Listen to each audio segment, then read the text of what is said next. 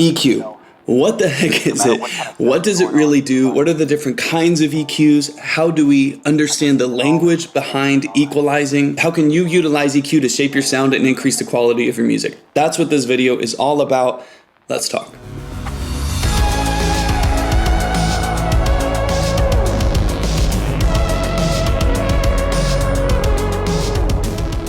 Alright, so let's start from the top. What is EQ? Simply put, EQ stands for equalization or equalizer. Think of EQ as a chef's spice rack or a pantry full of ingredients, and at the end of the day, your goal is to create a healthy, delicious, well-balanced dish. Now, in order to get that balance, you may need to add some salt to this element. You may need some spice over here. There might be too much acidity in one of the elements that you have in this dish, so you might need to balance it out with some sweetness. Depending on your preferences for this dish, you may want it more acidic, or maybe you want it a little bit more on the sweet or the rich end. It's a loose example, but the same kind of goes for equalization. The goal at the end of the day is a sense of balance within the structure of your mix, but you can always bias that balance in different directions in order to create the style, the genre, and the feel that you're looking for within your music. Now, in order for us to really understand EQ or equalization, we have to get pretty technical in this video, but I do hope that at the end of this video, you better understand EQ, how it affects your sound, and how it shapes your tone. The first thing I want to dive into is understanding the language behind EQ. This is the part that I feel like most people are really confused on, and it can be really overwhelming if you don't understand the terminology and the language behind EQ, so you just start kind of making aimless adjustments and not really knowing how you're affecting your individual sound or holistically your whole mix. This may seem elementary to some of y'all, but we're gonna start from the absolute basics of EQ and what these individual terms actually mean and how they affect your sound. All right, frequency.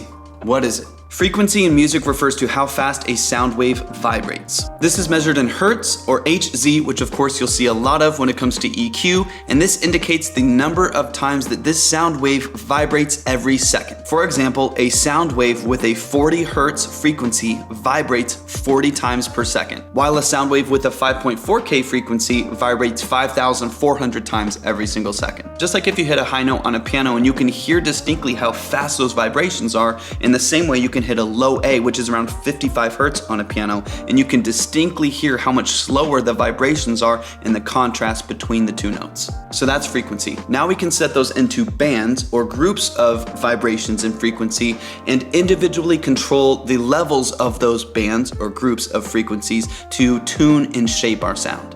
Another term that we need to talk about that's really vital for you to understand is decibels. We hear these terms quite a bit when it comes to audio engineering and music production, but do we really understand what it is and how it affects our sound? In music, a decibel is a unit used to measure the intensity or the volume of a sound. Simply put, it's a way to express how loud or soft a sound is. The decibel scale is logarithmic, which means that small changes in decibel levels represent significant changes in actual sound intensity. For example, just a 3 dB or 3 decibel increase yields a 100% increase in sound energy, which is about 23% in perceived loudness. So a little goes a long way in decibels. In that same vein, a 10 dB increase in a signal would make it about twice as loud, while a 10 dB decrease in signal would make it about half as loud. Decibels are commonly used to describe the difference in levels and loudness between your vocals and instruments and different elements within your mix, as well as your overall loudness of your recording. Now that we have a loose understanding of frequency and decibels,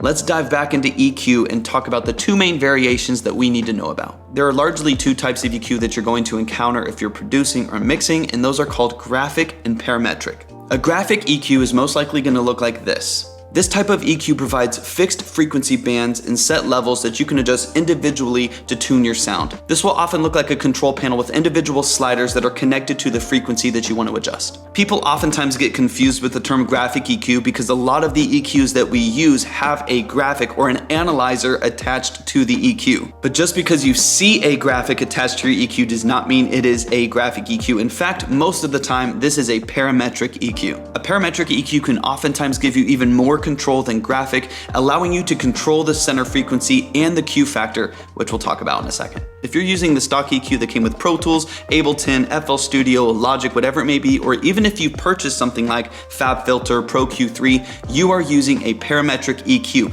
Yes, there is a graphic visualization or an analyzer attached to it, but it is a parametric EQ. Now there's a million aspects of EQ that we could dive into. It's kind of endless and there's a lot to it. I don't want to overwhelm you too much, but I still want to get into some of the details that can really dramatically affect your sound and your tone. So let's dive into just a few areas that will really help you understand your EQ. The first is going to be gain control, and this is pretty simple. Once you have selected the frequency that you want to make adjustments to, your gain control will determine how many decibels or how much loudness we will add to or subtract from that frequency or band of frequencies. The second thing is going to be Q factor or width control. This determines the range or width of frequencies affected by your adjustments. A narrow Q focuses on a specific frequency. For instance, you may only be adjusting from 600 to 610 Hz, a very small band of frequencies, while a wider Q may affect a much broader, wider band of frequencies at the same time, for instance, between 100 and 300 Hz. Another aspect of your EQ is going to be your master output. As you make adjustments to these individual frequencies and you boost and you cut in different areas, this will affect the overall perceived loudness of this signal. So you may want to make adjustments to your master output in order to gain match your original signal. A huge aspect of EQing that I know is still incredibly confusing for so many people, no matter how experienced you are,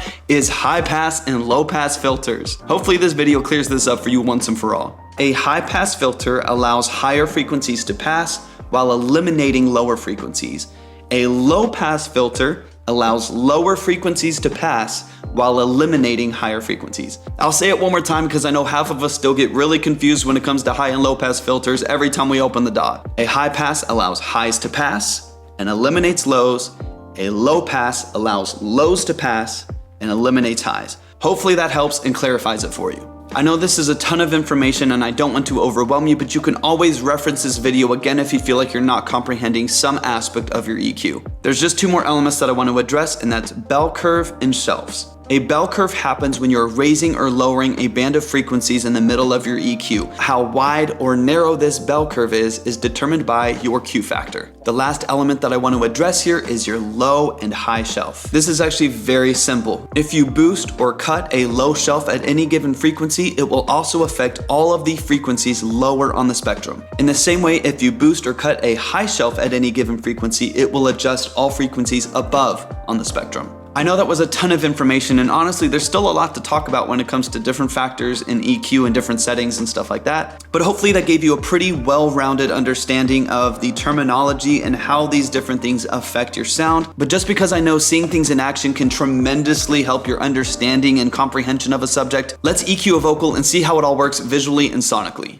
All right, y'all, so we're here in Pro Tools, and I just wanted to give you a quick example of what it actually looks like to apply the things that we're talking about as far as shelves and curves and frequency and decibels and cuts and all of that, and see it and hear it actually applied to a vocal in real time. So let's go ahead and dive in. So I have this vocal in front of me, and I have zero processing on it at all except for this LA2A where I have like 2 dB of gain reduction just to kind of control the dynamic range, but that is the only processing. Right now, the EQ is completely flat. It's bypassed right now, actually. I'll go ahead and play this 35 seconds that I have here so we can get an idea of what the raw vocal sounds like without any processing at all, and then we'll dive into the EQ. Do you ever wish we could turn the hands of time back?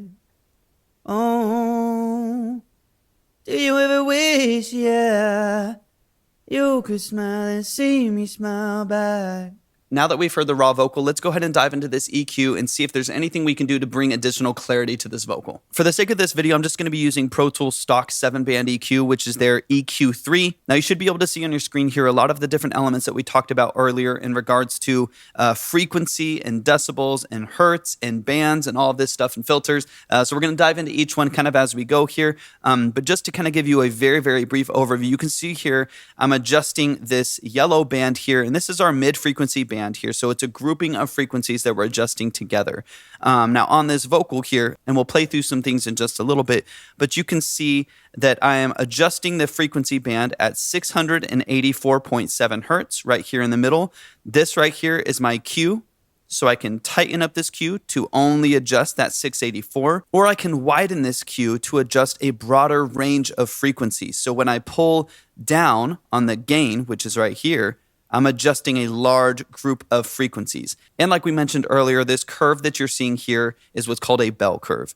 And I can tighten this up, and I can boost, and I can cut the gain here. So just like we talked before, if I put this gain right here at 10 dB at 684 hertz with a really tight Q, so I'm only affecting that frequency, then at the frequency 684 hertz, I am doubling or adding 100% perceived loudness to that frequency, if that makes sense. So again, just kind of becoming familiar with this EQ, we'll walk through a couple things. So as you can see, we have our frequency dial here. That determines the exact frequency or amount of vibrations per second that we're going to be adjusting within this sound. Then we have our Q that decides how narrow or wide that bell curve is. Then we have our gain that decides the loudness or the level of that individual frequency or band of frequencies. If I go to the top here, this is where we have our high shelf. You can see that we're adjusting this high shelf at 6,000 hertz, and all of the frequencies above 6,000 hertz are also affected by this high shelf. The same thing would happen at the low end. If I drop this low shelf down at 108 hertz, which is where it's set right here, all of the frequencies below 108 hertz are also affected by that low shelf. One of the other things that we talked about was the high pass filter and the low pass filter, and those are going to be right here on Pro Tools EQ. So I can turn these on right here, and now I can shift this forward, and this knob right here is going to determine at which frequency I am allowing higher frequencies to pass and where I'm cutting off low frequencies. This is also called a low cut. So you can also remember that a high pass and a low cut are the same thing. So right here, I can cut off all of the frequencies below, let's say, 230 hertz, or I'm allowing all frequencies above 230 hertz to pass. I can do the same thing on the other side, where I can lower the frequency of my low pass filter. You can see it says LPF right here, and I can drop this down. So here I'm determining which lower frequencies I'm allowing to pass and which high frequencies I'm cutting off. Again, on the opposite side, this is called either a low pass filter or a high cut. I know it can get really confusing, so I hope with enough repetition you'll be able to get this down because it is really important to shaping your sound. And up here we have our input and our output and our meters for both of those. We talked about the master output earlier and how if we're making adjustments to these different frequencies, it'll oftentimes affect the output. So now we can go into this output to adjust exactly where we want the levels leaving the EQ to be in regards to this sound. Now let's flatten this out and apply it to the vocal. So the first thing I'm going to look for when I play this vocal through is any low-end frequencies that I don't need within this vocal. Generally speaking, that's going to be anything below 80 hertz. Sometimes I will push that as high as 120 hertz. In that low range is where you're going to get a lot of rumble and low frequencies that aren't beneficial to the overall tone of the vocal. Do you ever wish we could turn the hands of time back? Oh, do you ever wish, yeah? I'll also just use my ears here to decide, am I removing frequencies that are beneficial to the presence of the vocal in the low end, or am I making the vocal sound too thin or anything like that?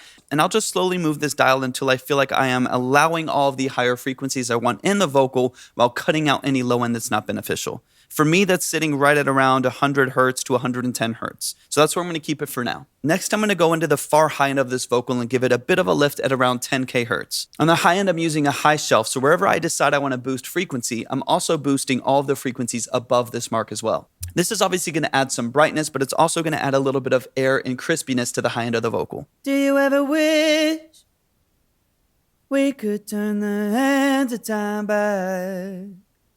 Oh, do you ever wish, yeah, you could smile and see me smile back? All right, so I settled on about 9.5K hertz or 9,500 hertz, and I'm doing a boost of about 4 dB. I'm already starting to hear a lot of clarity come into the vocal mix, but I do want to address some of the muddiness and boominess in the mid-lows of this vocal between like 100 and 400 hertz. A lot of the boominess and muddiness in a vocal happens between the 100 and 400 hertz range. So I want to control those frequencies, but I don't want to cut them out entirely with a high pass, because there's also still a lot of character and texture within a vocal that happens in this range. So if I can control the mud, but still maintain that clarity, you're in a good spot. So since I'm looking to control between 100 and 300 hertz, I'm going to go to about 200 hertz right here.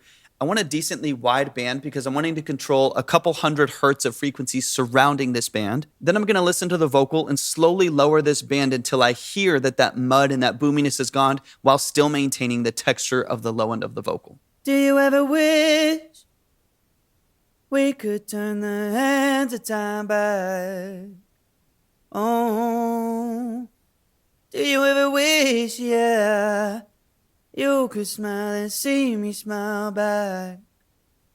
Oh, are you moving on so fast? So I'm keeping this pretty simple, but for the most part, I like the way that it sounds. It's lost some of the boominess, some of the mud and the low end of the vocal, and it still has that crispy, airy high end at that 9,500 hertz that I added with that high shelf on the top end. And then the last little missing piece is just deciding with your ears, do you feel like there's any other frequencies in here that need to be boosted or attenuated or reduced? What I don't like to do is just crank frequencies and sweep it all around, because odds are things are going to sound bad if you crank it at all. It doesn't matter what the frequencies are. Those are just characteristics of your vocal. But what I'm going to do is listen and see if there's anything that I feel standing out or feels more resonant than I want it to, or harsh. And I'm going to very lightly pull back those frequencies by a few dB. Do you ever wish we could turn the hands of time back?